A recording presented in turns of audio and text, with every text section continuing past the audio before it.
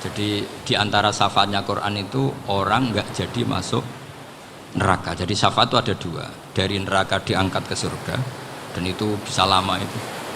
Tapi kalau syafaatnya Quran itu yang belum masuk neraka supaya nggak jadi masuk. Karena neraka juga punya aturan, dia juga kena aturan fikih. Jadi, lo betul ini, saya ada guyon. Jadi kena konstitusi apa? Fikih. Sama tak ceritani syafaatnya Quran. Ada orang itu beling itu fasik. Itu dihafal surat Tabarok. Hafal betul.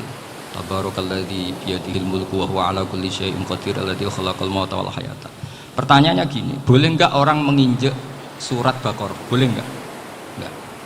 Padahal orang hafal Quran itu artinya ayat itu ada di hatinya. Fa inna wa ta'ala la yu'adzibu qalban wa al-Qur'an.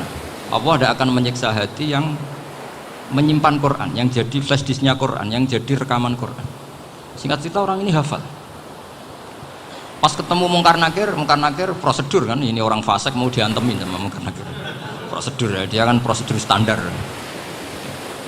Si surat Tabarok akhirnya menjelma jadi seseorang yang gagah berani. Kamu nggak boleh nyiksa orang ini. Saya ini kalamu. Kalau kamu nyiksa dia berarti nyiksa saya. Kamu berani sama kalamu. Wah ya tidak berani jadi Mungkar Nakir. Tapi orang itu nakal, harus saya gebukin. Tapi kata Quran tadi, tapi saya di situ pasti kena saya. Oh debat, nggak ada lajnahnya, ini nggak ikut. Kalau Gus Wirjon ikut jadi lajnah. Kalau jadi lajnah pasti kroninan. Kalau santrinya dimenangkan nanti. Akhirnya debat. Ya sudah kita ketemu Allah. Akhirnya Mungkar Nakir sama Quran tadi surat Tabarok datang sowan sama Allah. Terus kata Allah, memangnya kenapa Mungkar Nakir? Saya harus nyiksa dia karena dia fasik ya Allah. Memangnya kenapa surat Tabarok?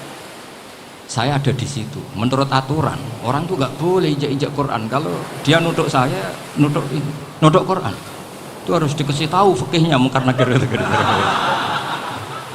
Akhirnya Allah ngendikan gini ke surat Tabarok. Ya sudah, terserah kamu. Kalau terserah pulau Gusti, Mungkar Nakir nggak boleh nyentuh orang ini. Ya sudah selamat. Sehingga terus itu sama baca di termasuk mujizatnya surat Tabarok di tafsir Ibnu Katsir banyak. Karena tadi logikanya malaikat itu juga kena aturan fikih. Sehingga banyak ulama termasuk Said Muhammad ngendikan pertanyaan Mungkar Nakir itu tidak semua orang kena. Kalau semua orang kena nanti kalau tanya Nabi Muhammad, waman nabiyuka? Kacau kan jawabnya. Nabi kamu siapa? Lu saya ini nabi. Iya kan? Lah nanti kalau pas ketemu Nabi Ibrahim, waman abuka? Jadi repot kan? Makanya ada kiai yang guyon kalau ditanya marab buka, saya ini guru tauhid sembrono. Saya ini ngajar Ummul Barohin, kamu tanya marab buka. Masyhur itu keramatnya Imam Malik. Ada Ashabu Malik, rajulun min ashabi Malik. Beliau ditanya Mungkar Nakir marab buka mana buka. Imam Malik datang, ini seumur-umurnya itu ngajar tauhid. Kamu gede enggak sopan. Nah, kita berharap barokah sampean ngaji nanti itu. Yes. Malaikat itu anak sungkane itu. Jadi itu ada. Dan saya meskipun guyon itu serius. Bedanya orang alim sama ndak itu di situ. Kalau orang alim itu guyon itu masih bener, masih serius. Coba saya bacakan ayatnya. Ala inna auliya Allahi la khaufun alaihim wa lahum yahzanun. Terus lahumul busyra fil hayatid dunya fil akhirah. Artinya kalau Mungkar Nakir dengan penampilan garang gitu, berarti ada ketakutan apa enggak? Ada, padahal ciri utama walinya Allah tidak ada ketakutan. Makanya itu termasuk dalilnya Sayyid Muhammad, tidak semua orang alami seperti itu karena wali-wali itu la khaufun alaihim wa lahum yahzanun. Wah anak kiai temu karena kerja buat tidur wedek. Iku dreseke ora kok pertanyaan kok konan santri piye. Lho isen wis kiai dihanjuti Mungkar Nakir. Malu gak kira-kira? Mesti pelengahan konan santri piye. Nah jawabannya gampang karena pernah ngajar tauhid. Makanya Sayyidina Ali ini cerita ini ada di kitab Nurul Dolam. Sama lihat di kitab Nurul Dolam karangannya Syekh Nawawi Banten. Itu Sayyidina Ali itu ya, andai kan orang biasa mungkin ya agak-agak hasut, tapi ini wali gak boleh kamu katakan hasut. Dia itu mangkal sama Umar. Orang kok setiap orang pernah dibentak. Apa dia berani bentak Mungkar Nakir? Penasaran. Bagaimana kerengnya Umar itu berlanjut enggak gitu kira-kira. Akhirnya minta, ya Allah saya minta kasyaf. Ya karena yang minta Sayyidina Ali karena mau wajah dituruti sama Kasab. Dilihat Sayyidina Umar pas meninggal itu. Jadi hasad itu ya kadang penting asal baik. Loh betul, bahasa Kanjeng Nabi kadang la hasada illa fisnaten. Itu Nabi bahasakan ya hasad. Gus Firson saja yang nafsirkan ghobtoh itu kan gaya-gayanan sebagai ulama. Aslinya Nabi ngendikannya itu la hasada illa fisnaten. Ulama yang ganti itu namanya ghobtoh. Wong Nabi sendiri nyebut hasad kok kamu tafsiri ghobtoh. Ya hasad ya hasad. Udah enggak usah ditawil-tawil pokoknya gitu. Kalau sampean nggak percaya nggak apa-apa. Kok gitu aja kok repot. Karena sampean nggak percaya kemungkinannya dua. Satu nggak ngerti. Dua sama-sama alim. Kan dari awal kalau sama-sama alim kan laisa li alimin ayuqallida aliman akhor. Kita nggak perlu saling mengikuti. Ngapain hasud? Biasa aja. Akhirnya Sayyidina Ali kasih.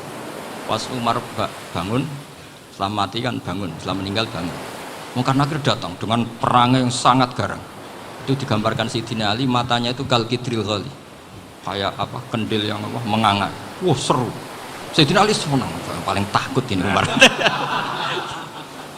Senangnya bukan main, wah ini mesti takut Umar. Biasa. Ternyata enggak, Umar malah bangkit. Woi Munkar Nakir deh. Kamu tahu menghadapi siapa? Itu betul ya? Kamu itu menghadapi temannya ahabbal khalqi ilallah. Yang diandalkan temannya bukan dia. Kamu tahu yang kamu hadapi, saya ini teman kekasihnya Allah. Jadi boleh kamu mengandalkan Mbak Firjon. Tapi nanti resikonya Munkar Nakir tanya, itu Firjon siapa? Wah itu masalah kan. Makanya syaratnya wali itu harus ma'rufun fis sama. Di langit sudah populer. Makanya dulu ada orang yang saking seninya Abdul Qadir ditanya apa saja jamnya Abdul Qadir Al-Jilani. Itu aman karena beliau populer. Makanya program kita harus populer dulu di langit. Nah, itu nanti kalau dicatut oleh santri-santri nggak apa-apa. Kalau nggak populer nanti dicatat, itu siapa? Masalah ini. Umar itu yang dibanggakan itu, kamu tahu saya siapa? Ya enggak tahu, saya ini temannya kekasihnya Allah. Temannya Muhammad, iya Muhammad Rasul. Wah mikir, waduh, repot. Loh di dunia aja gitu kan, temannya presiden, temannya panglima, apalagi ini temannya Sayyidul Awalin wal Akhirin. Di dunia aja bilang temannya presiden, menteri, orang sudah takut, apalagi ini temannya Sayyidul Awalin. Yang karena terus konfirmasi sama Allah, gimana ya Allah ini ngadepi. Sebetulnya yang diandalkan itu temannya, bukan dia. Akhirnya sama Allah dibilang, ya bu, ya sama seorang seperti itu bu yang sopan. Terus semenjak itu Munkar Nakir itu nggak selalu berpenampilan seperti itu, sangat. Jadi semoga itu konsisten sampai nanti. Jadi kamu kalau ingin nggak takut Munkar Nakir jadi wali dulu. Karena syaratnya tadi hanya wali sing la khaufun alaihim wa lahum yahzanun lahumul busyra fil hayatid dunya fil akhirah. Jadi orang itu kalau ngaji itu harus khatam. Jangan semuanya kena pertanyaan. Dan kalau semuanya kena pertanyaan nanti repot. Kalau Nabi Muhammad ditanya waman Nabi juga. Nabimu siapa? Lu kan terus jadi aneh. Jadi makanya ketika Sayyid Muhammad semua ulama nggak ada am kecuali ditaksis, kecuali sifatnya Allah. Misalnya bikulli syai'in alim ya benar-benar bikulli syai'in. Tapi kalau am semuanya pasti ada taksis, meskipun dalam muhawarah muhadasah biasa. Misalnya contoh gampang, istri kamu baru seneng kamu, mas nak pengen apa-apa itu lapor aku, gak apa-apa mas, mesti aku seneng sama lapor. Iku dia aku pengen wayo. Wah langsung jadi apa wae. Mesti apa wae maksudnya kecuali itu gitu. Padahal kalau ngomong, mas sampean ingin apa saja tak dukung. Terus sampean bilang, pengen gue itu wayo. Kira-kira disetujui apa enggak? Sama seperti kita kalau punya teman akrab, wah senang omahku gak apa-apa, anggap ya omahmu dewi. Terus mlebu-mlebu kamar. Jadi tidak ada am kecuali di taksis. Artinya kalau ada cerita bahwa orang mati pasti ngalami ditanya Munkar Nakir, itu pasti ada am yang di taksis. Itu pasti juga dialami para anbiya, para auliya. Karena ciri utama wali itu la khaufun alaihim walahum yahzanun.